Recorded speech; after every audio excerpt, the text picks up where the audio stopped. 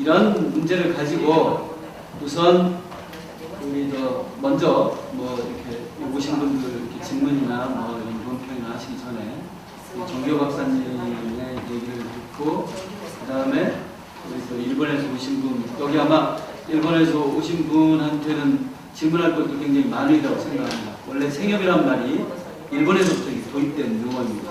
예전에 우리는 소비자 협동조합이 있었는데 1980년대 대형 마트가 등장하면서 또 이 소비자 협동조합이 유명무실해져 버렸습니다. 그러다가 1986년에 한살림 운동이 이제 생협 일본과 교류를 하면서 이제 생협운동으로 됐고 1999년에 생협법이 제정돼서 생협으로 이름을 대서 한살림이나 알국생협이나 두레생협이나 아니면 의료생협도 이제 많이 생기는 거예요. 어떻게 보면 일본이 협동조합 운동은 좀 많이 앞서 있는 편입니다. 그런 얘기도 좀 듣고 그렇게 하도록 하겠습니다. 먼저 우리 정교 박사님, 뭐 굳이 발표하신 분들에 얽매이지 않고 이렇게 얘기를 해주셔도 괜찮습니다. 저는 주로 이제 좀 오늘 사례 발표하신 내용 중에 제가 생각했을 때 좀 다른 차원으로 볼 수 있는 몇 가지 정도만 제 의견을 말씀을 드리겠습니다.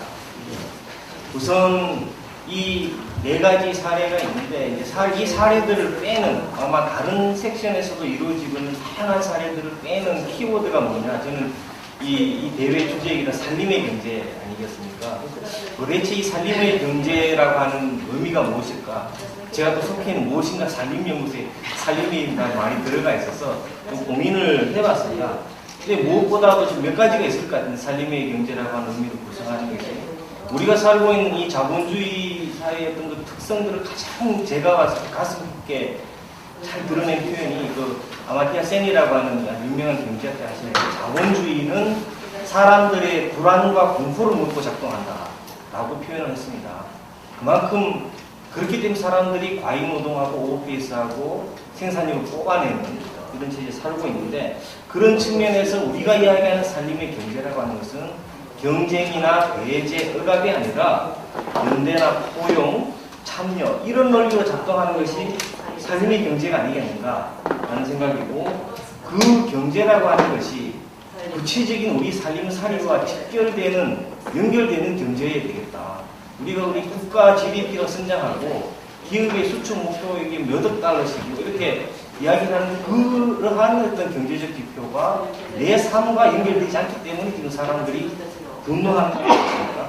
그런 구체적인 나의 삶의 문제를, 살림살이 문제를 해결해주는 경제가 저는 살림의 경제가 아니겠습니까? 그리고 이 살림의 경제 주체가 누구냐? 지금까지, 아직까지도 대다수 이 경제의 주체는 관료와 전문가들의 판단에 의해서 결정되고 진행되어 왔습니다. 그런데 지금 이미 경제 자체는 이 경제학자들의 판단 갖고 갈 수가 없는 상태로 왔습니다. 우스갯소리로 기존의 경제학자들은 기상학자들을 보고 위로를 받았다고 합니다. 근데 지금은 오히려 기상학자가 경제학자들을 보고 위로를 받는, 그만큼 너무나 불확실하고 불투명한 사회에 살고 있습니다. 그렇다면 결국 이 경제를 이끌어갈 주체는 누구냐면은 이 살림살이의 지혜, 경험을 가진 이 주체들이 이제는 경제를 만들고 이끌어가야 될 시대로 이미 넘어왔지 않았나 그런 생각이 듭니다. 결국 이러한 것들이 만나서 나 자신도 그리고 우리 이웃도 또 자연 생태계도 동시에 구원하고 함께 살리는 경제, 이런 의미들을 다 묶어보면 우리가 이야기하는 살림의 경제일 수 있겠다, 이런 생각을 해봤습니다. 그리고 이제 여러 많은 사례들이 이제 소개가 되었는데, 다른 이러한 영역에 대해 관심이 없는 사람들, 또 다른 생각을 가진 사람들은 우리 오늘 소개된 사례들을 보고 어떻게 생각을 할까? 라고 할 때, 이 큰 거대한 경제적인 구조, 이 흐름 속에서 저런 작은 실천들이 어떤 의미가 있을까? 세상을 어떻게 바꾸는 데 기여할까? 이런 질문들을 많이 하는 것 같습니다.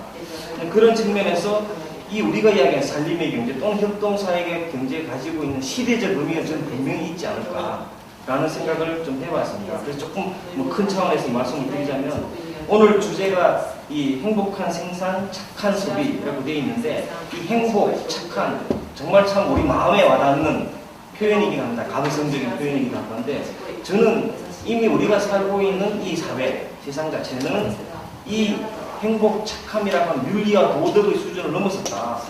이 생존의 문제로서 우리가 산림의 경제 또는 협동사회 경제를 이야기할 수밖에 없는 그런 상황에 오지 않았나라는 생각이 좀 들게 됩니다. 그래서 시계바늘을 5년 정도, 10년 정도 거꾸로 돌린다면 우리가 이야기하는 뭐 공동체 경제, 호혜 경제, 협동 경제, 산림의 경제 이야기를 하면 정말 거기에 관심 있는 소수 몇몇 사람들의 것이었고, 그 실천하는 사례들도 이거 아주 국지적인 지역에서의 어떤 작은 실험 정도로만 느껴졌는데, 이제는 이 주류 경제 시대에 이 주류 경제 체제가 가지고 있는 한계, 균열, 어떤 신화가 무너지고 있는 것에 대한 정말 대안, 한 개인의 대안이 아니라 지역의 대안이고 사회의 대안이기도 하고, 저는 체제의 대안으로까지도 우리가 이 문제를 적극적으로 해석하고 실천해야 되지 않을까라는 생각을 해보게 됩니다. 그래서 이미 우리는 경험을 하고 있습니다. 작년, 재작년만 해도 상상할 수 없는 일, 지금 월가 점령 시위가 전 80개국으로 계속 확산이 되고 있습니다. 1%에 대한 99%의 어떤 그 분노라고 하는 것들이 지금 이제 세계적 현상이고, 이것은 군이 뭐 언론에서 이야기하듯이 좌파에 물든 이런 사람들이 아니라 생존의 문제로서 분노의 목소리가 곳곳에서 터져나오고 있는 것.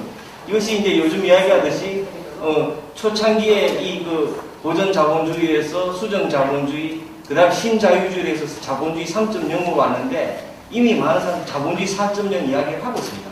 자본주의 4.0이 뭐냐에 대해서는 아직까지 우리 가슴에 와닿는 내용들이 안 나와 있는 상황인데, 이러한 이야기들이 단순히 어떤 사회 운동가들의 목소리가 아니라 빌 게이츠, 조지 소로스, 자본주의 최첨단을 달리고 있는 사람들도 창조적 자본주의, 인간의 얼굴을 한 자본주의, 따뜻한 자본주의, 사회적 책임을 가진 자본주의 이야기를 하고 있는 엄청난 그 세계적 변화의 지점 속에서 우리가 이야기하는 산림의 경제 또는 협동사회 경제의 의미를 적극적으로 해석하고, 관심이 없는 분들 또는 다른 생각을 가진 분들에게도 당당하게 저는 생존의 문제로서 이야기하고 설득을 해야 되는 그런 시점에 와 있지 않을까. 그러한 시점에서, 그런 관점에서 대안이 뭐냐라고 할 때, 비록 작은 지역의 이런 실험들이라 하더라도 우리는 충분한 어떤 의미를 가지고 할 수 있는 그런 조건에 와 있다. 이렇게 좀 개인적으로 생각을 해보게 됩니다. 이제 그 협동사회 경제라고 뭐 산림의 경제라고 할 때, 저는 지금 우리 사회가 완전히 이제 거꾸로 뒤집어진 거죠. 이 거대한 자연의 경제 위에 실물 경제의 토대가 있고, 그 위에 금융 경제가 있는, 지금 완전 뒤집어지지 않습니까? 이 금융 경제가 실물 경제를 움직이고, 실물 경제에 왜곡된 것이 자연 생태계 토대들을 다 무너뜨리고 있는 이런 상황입니다. 예를 들어서 작년 기준으로 세계에 유통되는 이 금융 자본의 규모가 약 한 950 몇 조 정도 됩니다. 몇 조 달러 되는데, 거기 파생 상품이 또 움직여지는 자본이 600조 달러가 넘습니다. 이게 지금 우리가 살고 있는 세상이고, 결코 지속 가능하지 않는 이런 상태. 우리 이미 살고 있는, 적극적으로 이제 보다 나은 새로운 경제적 대안을 모색할 수 있는, 생존의 차원에서 모색하지 않으면 안 되는 그런 상황에 와 있다라고 생각을 해보게 됩니다. 뭐 그런 측면에서 우리나라 같은 경우에도 지금 이제 재벌 문제가 많이 터져 나오고 있지 않습니까?